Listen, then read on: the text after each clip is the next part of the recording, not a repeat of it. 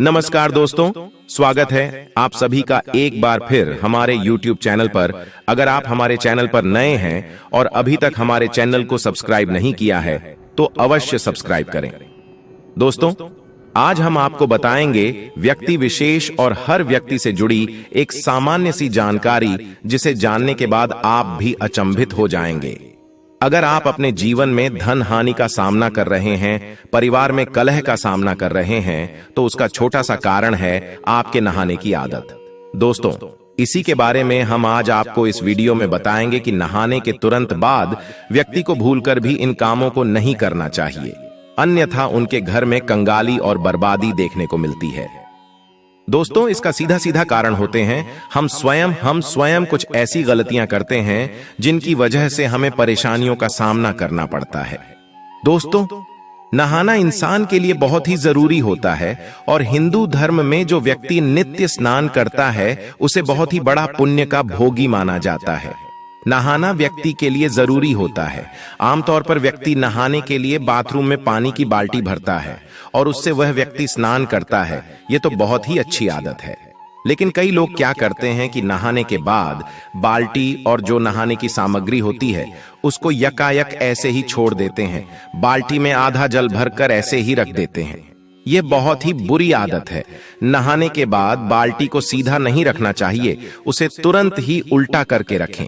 ऐसा माना जाता है कि नहाने के बाद जो पानी छोड़ दिया जाता है उसमें अगर घर का कोई दूसरा व्यक्ति स्नान कर लेता है तो उससे उसकी उम्र घटती है और साथ ही साथ उस पर नकारात्मक प्रभाव पड़ते हैं। दोस्तों, हर व्यक्ति अपनी किस्मत का धनी होता है। हर व्यक्ति के पास अपनी सकारात्मकता होती है, अपनी नकारात्मकता होती है, जिसके अनुरूप अगर आपका समय बुरा चल रहा होता है और अगर आप ऐसा कार्य करते हैं तो आपके परिवार के सदस्यों को भी उतना ही दुख देखना पड़ता है जितना आपको देखना पड़ता है। तो नहाने के तुरंत बाद आपको कभी भी अपनी बाल्टी में जल भरकर नहीं रखना चाहिए। इससे दोस्तों, एक तो ऐसे ही जल की हानि भी होती है और साथ ही साथ पारिवारिक सदस्यों को भी नुकसान का सामना करना पड़ता है। तो दोस्तों, कभी भी ऐसा कार्य नहीं करें। हाँ, अगर संभव हो तो आपको नहाने वाले शोवर का यूज करना चाहिए। इससे धरती का जल भी बचता है और साथ ही साथ आपके कार्य में पानी भी कम लगता है। अगर आप ऐसा नहीं करते हैं तो कोई बात नहीं, लेकिन आपको पानी भूलकर भी छोड़ना नहीं चाहिए ताकि इससे आपको बर्बादी का सामना नहीं करना पड़े। दोस्तों, एक बात और है कि कई लोग क्या करते हैं कि नहाने के बाद विशेष तौर से पुरुष अपने जो भीतर पहनने वाले कपड़े होते हैं, बनियान और अंडरवेयर, कभी भी दोस्तों किसी महिला से इनको नहीं धुलना चाहिए। इन वस्त्रों को अंतर्वस्त्र कहा जाता है और इन्हें व्यक्ति को स्वयं ही धोना चाहिए।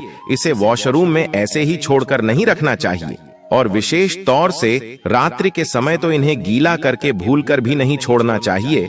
इससे घर में नकारात्मकता आती है और व्यक्ति के अंदर अगर नकारात्मकता प्रवेश कर जाती है तो उसके जीवन में बहुत बड़े कष्ट देखने को मिलते हैं।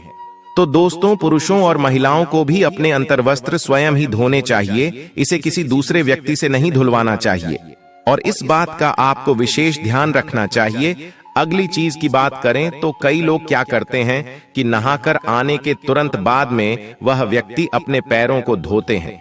दोस्तों, आपको भूलकर भी ऐसा नहीं करना चाहिए। नहाने के बाद मन पवित्र हो जाता है और आपको प्रभु भक्ति में मन लगाना चाहिए। आप अपने पैरों को धोकर वापस अशुद्धता का कार्य करते हैं। पैर धोकर आप सोचते हैं मन ही मन कि आप शुद्ध हो गए हैं, लेकिन हिंदू धर्म में ऐसा करना वर्जित माना जाता है। हिंदू धर्म में पैरों से सिर की तरफ स्नान किया जाता है।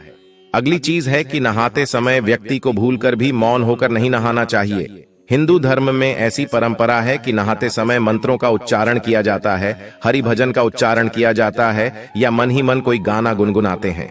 लेकिन जब आप नहा रहे होते हैं तो मौन होकर व्यक्ति को कभी भी नहीं नहाना चाहिए। वैज्ञानिक दृष्टि से भी इसे गलत माना गया है। दोस्तों, विशेष तौर से सुहागिन महिलाओं को नहाकर आने के बाद तुरंत सिंदूर नहीं लगाना चाहिए। ऐसा माना जाता है कि अगर कोई महिला ऐसा करती है तो उससे उसके पति की आयु कम होती है। सिंदूर तो नहाने के बाद ही लगाया जाता है, लेकिन जब आप नहाकर आए तब आपको यह ध्यान रखना है कि अगर आपके बाल गीले हैं तब आपको सिंदूर नहीं लगाना चाहिए। ऐसा करके आप सिंदूर का अपमान कर रहे हैं और इसके साथ ही आपके ऊपर नकारात्मक प्रभाव आते हैं। नकारात्मक विचार आते हैं तो आपको इसे लगाने से बचना चाहिए, आप उसके बाद लगा सकते हैं। दोस्तों, इसी तरह नहाने के तुरंत बाद आपको कभी भी नुकीली चीज जैसे कि नेल कटर का यूज हो, शेविंग हो, ये चीजें आपको नहीं करनी चाहिए। दोस्तों, ये चीजें नहाने के पहले की जाती है। अगर नहाने के बाद आप ये चीजें करते हैं तो नहाने का पुण्य आपको प्राप्त नहीं होता है।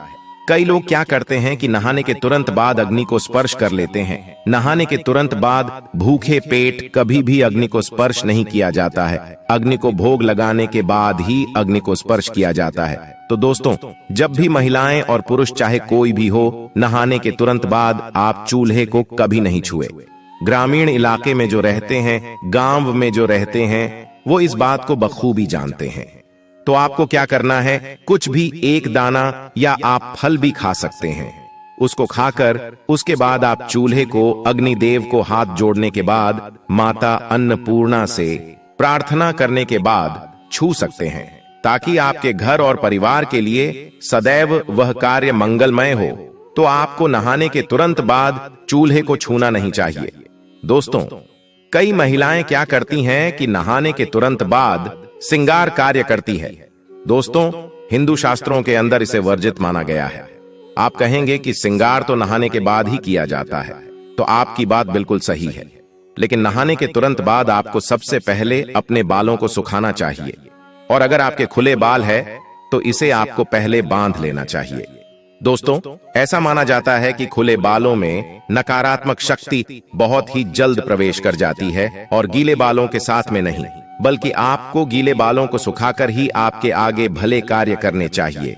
तो अगर आपके बाल गीले हैं तब आपको कभी भी श्रृंगार कार्य नहीं करना चाहिए, ताकि आपको उसका पुण्य प्राप्त हो, न कि आपको उसका नुकसान देखने को मिले। कई लोग क्या करते हैं कि नदी स्नान करते हैं, तो आपको यह जरूर ध्यान रखना चाहिए कि जब भी आप नदी स्नान करें तब नदी का स्नान करने से पहले सबसे पहले आपको अपने हाथों से, आप जब नदी के अंदर प्रवेश करें तब आपको नदी माता को प्रणाम और साथ ही अपने स्वास्थ्य की अच्छी मनोकामना मांगने के साथ ही नदी में प्रवेश करना चाहिए। और जब आपका स्नान पूरा हो जाए तब आपको ध्यान रखना चाहिए कि जल की कुछ बूंदें आपको भगवान सूर्य देव को अर्पित करनी चाहिए। अगर आप ऐसा नहीं करते हैं तो आपको नदी स्नान का पुण्य प्राप्त नहीं होता है। शास्त्रों में भी ऐसा कहा गया है कि अगर आप नदी स्नान करने जा रहे हैं तो सबसे पहले आपको नदी माता को प्रणाम करना चाहिए। इसी तरह एक साथ अनेक व्यक्तियों का नहाना वर्जित माना गया है। जी हां दोस्तों, नदी स्नान या किसी पुण्य स्थल पर स्नान करना शुभ माना जाता है, उससे आपको सौभाग्य की प्राप्ति होती है। लेकिन अगर आप अपने घर में ही स्नान करते हैं तो अगर आप कहें तो दो व्यक्तियों को कभी भी साथ स्नान नहीं करना चाहिए, और विशेष तौर से महिलाओं को यह ध्यान रखना चाहिए। ऐसा माना जाता है कि इससे उनके स्वास्थ्य पर बहुत ही बुरा असर पड़ता है, और साथ ही साथ ऐसा भी देखा गया है कि इससे उनके जीवन में कई तरह के नकारात्मक प्रभाव देखने को मिलते हैं। इसी तरह नहाते समय व्यक्ति को अपना मुख कभी भी दक्षिण दिशा की तरफ नहीं रखना चाहिए। दक्षिण की तरफ मुख करके कोई भी व्यक्ति स्नान करता है तो ध्यान रखें, यह दिशा पितरों की दिशा मानी जाती है। एक बार ऐसा हुआ तो कोई बात नहीं, लेकिन अगर आप ऐसी गलती बार बार कर रहे हैं, लगातार आप ऐसा कर रहे हैं, तो आपके ऊपर पितृदोष हावी हो जाते हैं। तो आपको इससे बचना चाहिए। दोस्तों, इसी तरह माना जाता है कि सूर्यास्त के बाद कभी भी स्नान नहीं करना चाहिए। विशेष तौर पर जब सूर्य अस्त हो रहा है उस समय, उसके बाद आप गर्मी की थकान में रहते हैं और कई व्यक्ति स्नान करते हैं, अच्छी आदत है। लेकिन आपको सूर्यास्त के समय, जिसको गोधूली बेला कहा जाता है, उस समय विशेष तौर से आपको स्नान करने से बचना चाहिए, अन्यथा आपको कई प्रकार की हानि का सामना करना पड़ता है। इसी तरह जो छोटे बच्चे होते हैं, छोटे बच्चों को नहाने के बाद आपको काला टीका लगाना भूलना नहीं चाहिए।